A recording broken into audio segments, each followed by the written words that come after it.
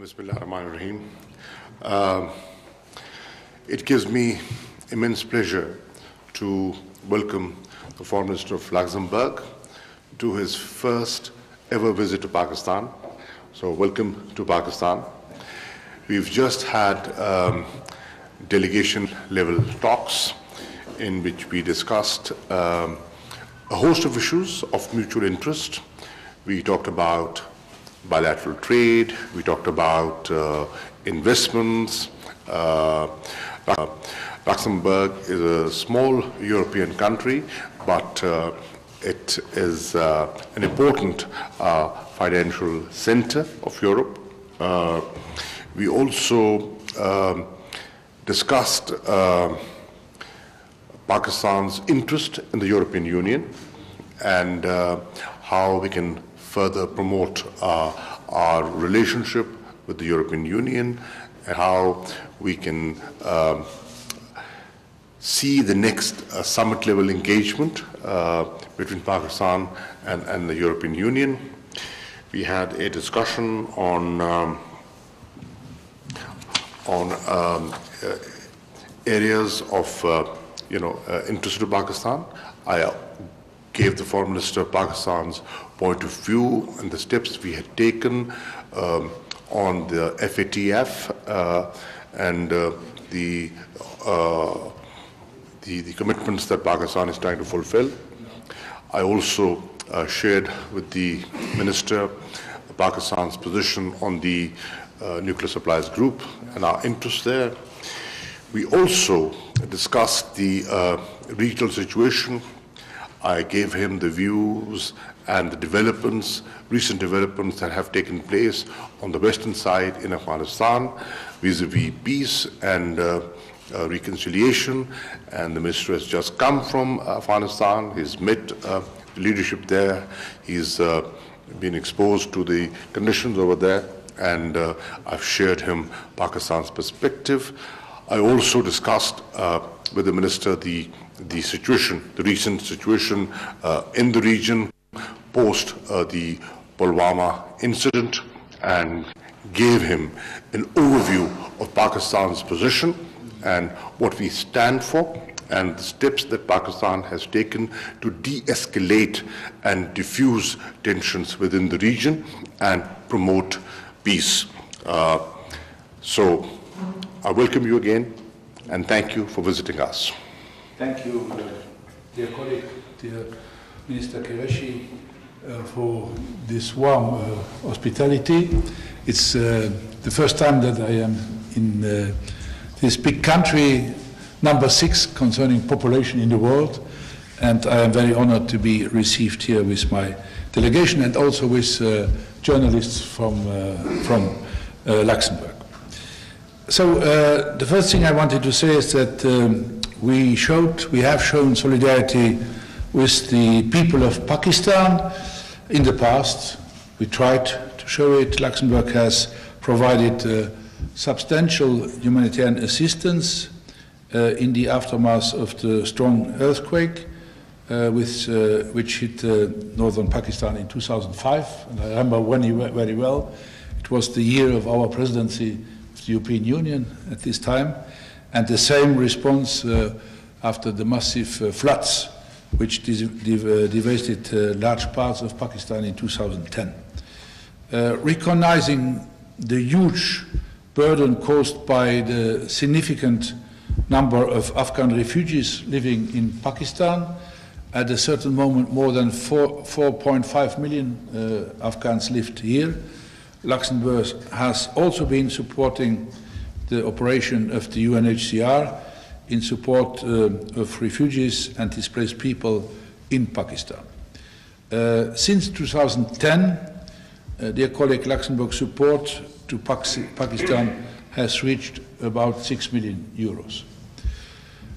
With Minister Qureshi, we have agreed that we can increase and deepen our trade and economic relations in the future. On migration, I must tell you that yes, the burden sharing and how to address waste migratory movements and refugees in protected solutions. We know in Europe what migration means, but you here in this country, you know it also, as I said, above all from Afghanistan. We try to address the issue and to help integrate asylum seekers, but also to provide the best possible outcome to those who don't qualify for international protection. And we spoke about this, and I think that everybody understood that here we need a very good and a positive cooperation. The new EU-Pakistan strategic engagement plan in its final stages is in its final stages of adoption, and it is foreseen that maybe in a few months before the elections, the European Parliament, Madame Mogherini, will be here in your country and to try to settle this, this new strategic plan. We expect the plan to be signed, as I said, at the occasion of the next strategic dialogue between the European Union and Pakistan, which is expected at the end of March, as I said, here in Islamabad. Jammu and Kashmir, the Minister explained me and our delegation his view, and I can only say that the whole international community has expressed serious concerns about the recent dangerous escalation of tension between India and Pakistan following the 14th February attack in Jammu and Kashmir and the downing of two Indian aircrafts. And really, I have stressed that it is of utmost importance to de-escalate the situation, and the Minister agreed with me. We said both the same thing, and in this regard, we highly welcome the gesture of Prime Minister Khan to return the Indian pilot immediately to India, and I will thank the Prime Minister when we meet later today. The world, I think, is already witnessing too many conflicts. No one wants to see an armed conflict between Pakistan and India. The EU has stressed that it stands ready to strengthen its cooperation and dialogue and on counterterrorism, both India and with Pakistan. On Afghanistan, yes, we just had been in Afghanistan 2 days ago. The most important neighbor, I think, of Afghanistan is Pakistan, and we appreciate the efforts of all international and regional actors who try to bring the conflicting parties to the negotiation table. We believe that Pakistan has a very important influence in this regard, and that this is an historical moment to use its leverage to deliver peace in the region. Dialogue between the Afghan government and the Taliban should start as soon as possible, really to try to find solutions. We have information, many have been in Kabul, that this is an ongoing process in Doha, and really this could bring a radical change if there is a positive result in Afghanistan and also in the interest of Pakistan. So we welcome also Pakistan's efforts to facilitate talks between the US and the Taliban, and I encouraged, if I can say, Minister Qureshi to continue this engagement in support of Afghan peace, which will bring benefits in terms of regional security. On religion, last word, Christians and Hindus make up the largest minority groups in Pakistan, which is overwhelmingly Muslim. We have witnessed that Pakistan's Christians like other religious minorities in the country, can be the target of escalating attacks in recent years. The EU is concerned that the space for religious minorities might be shrinking, but as the minister told me, the biggest number of victims are not Christians or Hindus, but are Muslims. So the EU is engaging with the Pakistani authorities on promoting the issue of tolerance between freedom and religion. Thank you. Thank you very much, Excellency. We'll take a few quick questions, Chief, please. The question is for? From visiting Foreign Minister. Thank you, sir. Hamza Rahman is here from Associated Press of Pakistan. And on behalf of my Pakistani media colleagues, I formally welcome you in Pakistan, to you and your media team as well here.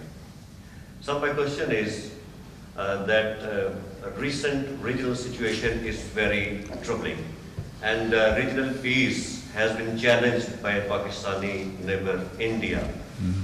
You have very well mentioned that Pakistan's efforts to defuse the situations. My question is that how Luxembourg sees Pakistan's roles to defuse the situation, and what the role your country can play in this regard. Thank you. Okay, thank you. Our role can only be played in the European Union. I think we are in the European Union, as a lot of countries in Europe, a promoter of stability in this region. I think that what I said, I have nothing to add. The world cannot really, the world has to avoid a conflict, an armed conflict between India and Pakistan at this moment. I think in the past we had 4 wars. The last war was in 1999. So really this escalation from both sides, spontaneously from your side here in Pakistan with the release of the pilot, and I think also that the minister, the Lady Minister of Foreign Affairs in India, said the same, that India has no interest to escalate the situation. And therefore, as European Union, we can only help both sides really to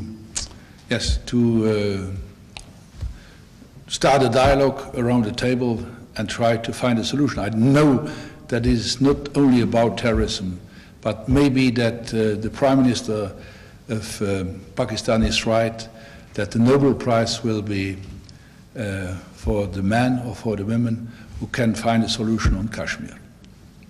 Thank you very much, Excellency, from Luxembourg.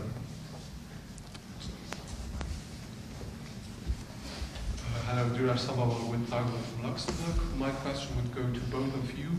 You have been talking about the fact that we might deepen relations, or that you would like to deepen relations on an economic basis with Luxembourg and Pakistan. My question to you, are there any precise examples, and if so, are there conditions to that cooperation? Thank you. Conditions to the cooperation. Cooperation. Are there any conditions to this cooperation, developing economic cooperation? Some specifics. Well, as the Minister said, that Luxembourg is part of the European Union. European Union is very important to Pakistan, our major trading partner. We have a lot of Pakistanis living in Europe. They're contributing to the economic development of Europe. We are in the process of negotiating a new strategic engagement plan with the European Union. So we have a deep interest in the European Union, and obviously Luxembourg is part of the European Union. We feel there's a lot of potential for investments in Pakistan. There's a lot of potential for enhanced bilateral trade and European trade and Pakistani trade. So I see a lot of potential ahead, and we would encourage further engagement and interaction with all European countries. And I shared with the Foreign Minister that on the 12th, I'm expecting the Foreign Minister of the largest European economy, Germany, to Islamabad. From my point of view, maybe you know, dear Ashtet, we have now an ambassador here in Pakistan, Mark Hübsch, who is the ambassador in China, but China is a small country, so he can do it in both sides. That's number one. Number two, I think everything in Europe on trade depends on the quality of the agreement that we will find Pakistan and the European Union. And number three, we have 186 Pakistan people in Luxembourg. So our numbers are not with a lot of zeros, but only the three first, so 187. In Pakistan, I think you have 205 million people living, so 187 live in Luxembourg. But there is one point on the green bonds. We spoke briefly this morning on green bonds that could be interesting for Pakistan, and the Pakistani ambassador in Brussels will have contact with us in Luxembourg. We'll explain him the system, and maybe here it could be a start for the new ambassador to bring something on the paper. Thank you very much, Excellency. Bagra Sahab, PTV, Pakistan Television. Thank you, Minister. My question is with Foreign Minister that, as you rightly pointed out, that Luxembourg is one of the very country which is a small but economic hub in the European Union. So, any concrete steps which have been discussed during your visit about enhancing bilateral relations, especially with focus on trade and investment? Yes, we discussed a number of potential areas for investments, and I'll share them with you: infrastructure and communication technology, health sector, clean energy, environment, and gem and jewelry. They have the expertise, and we have excellent stones, so there can be a mutual interest in that. Last question, please, from Luxembourg. Thank you. Patrick Kratz from RTL Television in Luxembourg. Question to both foreign ministers. Getting back to the tensions, recent tensions in regard to Jammu Kashmir, and mediation efforts by the UN have been refused in the past. But could you maybe imagine the EU taking over a mediation role, as the UN is segmented into blocks, which is probably not as neutral as it could be, but the EU would be a much more neutral mediator in this conflict, and maybe with the aim of getting an approach done and getting the two neighbors closer together. Well, Pakistan would welcome any mediation from the European Union. Pakistan has written to the Secretary General of the UN. I've also written to the President of the Security Council, asking them to play a role in diffusing the situation and helping us de-escalate. They have a responsibility. Jammu and Kashmir is on the UN agenda.